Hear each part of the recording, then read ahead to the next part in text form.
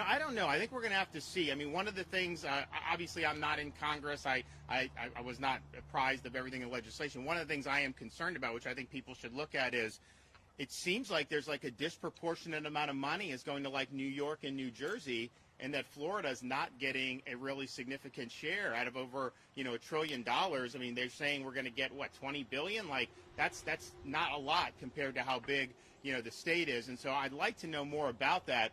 Is Florida being treated well in this, or are they basically funneling money to a bunch of very, very high tax and dysfunctional states? Because if you look at what they did with the COVID money from this year, Florida got penalized. We got penalized because our economy was actually doing much better than the lockdown states. So we got less money than our population. And look, we'll make do with whatever, but if you're going to do money, then it should be done fairly. And we got less than our population. Other states that had more lockdown and high unemployment, they got more money than their share of the population. And then to top it off, what they did was they said, okay, if your unemployment is within 2% pre-COVID, you only get half the money now, and we're going to send you the other half next year. So we used some of the money, but we don't even have access to the rest of it. So I hope people will look at that and provide some analysis on how does Florida make out compared to these other states? Because I think if you're somebody that's elected to represent Florida, the last thing I think Floridians want is to funnel their tax dollars to New York and California.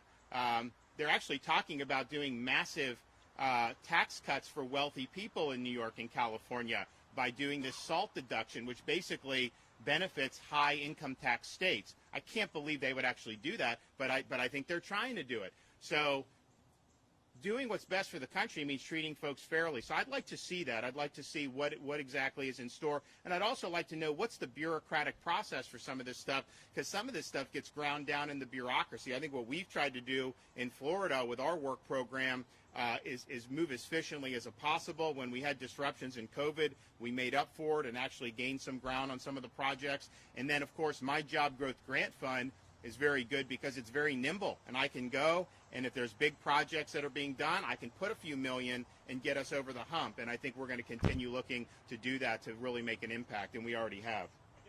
It's ground down in the bureaucracy. I think what we've tried to do in Florida with our work program is move as efficiently as possible. When we had disruptions in COVID, we made up for it and actually gained some ground on some of the projects. And then, of course, my Job Growth Grant Fund is very good because it's very nimble, and I can go, and if there's big projects that are being done, I can put a few million and get us over the hump. And I think we're going to continue looking to do that to really make an impact, and we already have. I guess one of the funding sources is that they're going to provide money to provide reparations to communities that were broken up by Interstate 275. I have to look at that. I mean, I heard some weird stuff from the Secretary of Transportation trying to make this about social issues, and to me, a road's a road. I mean, it's not. So I don't know. I mean, I'd have to take a look at that. Okay, well, we appreciate this. This is really exciting. I think it's going to make a big difference for springs and water quality all throughout the state of Florida. And I think we're on a hunt to try to find some mermaids, right? All right, let's go. Come on. What's her name? Madison. Yep. Have a good day. See you guys.